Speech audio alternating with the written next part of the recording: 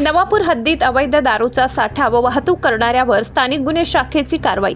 तब्बल 92,78,460 रुपये किमतीचा मुद्देमाल जप्त।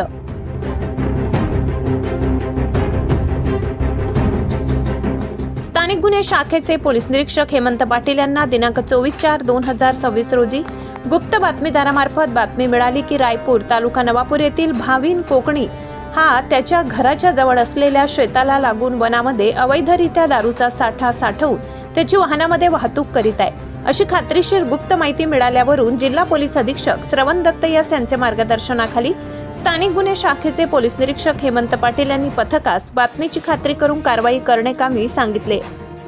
मिळालेल्या बातमीच्या अनुषंगाने स्थानिक गुन्हे शाखेच्या पथकाने भाविन कोकणी यांच्या घराजवळील शेताजवळ असलेल्या लहान टेकडीच्या शेजारील झाडाझुडपातील खाचेच्या ठिकाणी छापा टाकला असता सदर ठिकाणी काही इसम व वाहने असे जमिनीवर ठेवलेल्या दारूसहित दिसून आले।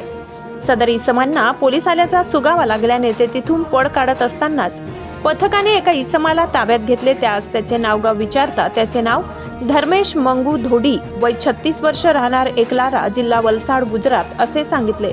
सदर माल भाविन कोकणी याचा असल्याने त्याने सांगितले।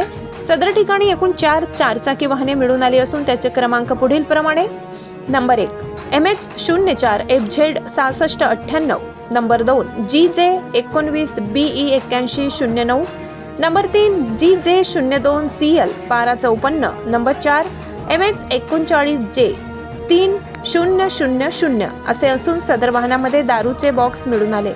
त्या अन्वये सदर ठिकाणाहून एकूण 92,78,460 रुपये किमतीचा अवैध दारूचा मुद्देमाल एकूण 4 वाहनासह जप्त करण्यास स्थानिक गुन्हे शाखेला यश मिळाले।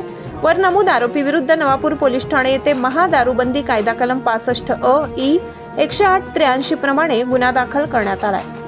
सदर कामगिरी पोलीस अधीक्षक श्रवण दत्त अप्पर पोलीस अधीक्षक आशित कांबळे यांच्या मार्गदर्शनाखाली स्थानिक गुन्हे शाखेचे पोलीस निरीक्षक हेमंत पाटील, पोलीस उपनिरीक्षक Vikas Gunjal, police head constable Jitendra Tambodi, Jitendra Torvane, Bapu Bagul, Nitin Gangurde, Dinesh Chitte, Mukesh Tawde, Manoj Naik, विशाल नागरे, अजित गावित, सचिन वसावे अशांनी केली आहे। मुख्य संपादक विष्णू पाटील, खानदेश प्रेरणा न्यूज चॅनलला जास्तीत जास्त लाईक करा, शेअर करा, सबस्क्राईब करा।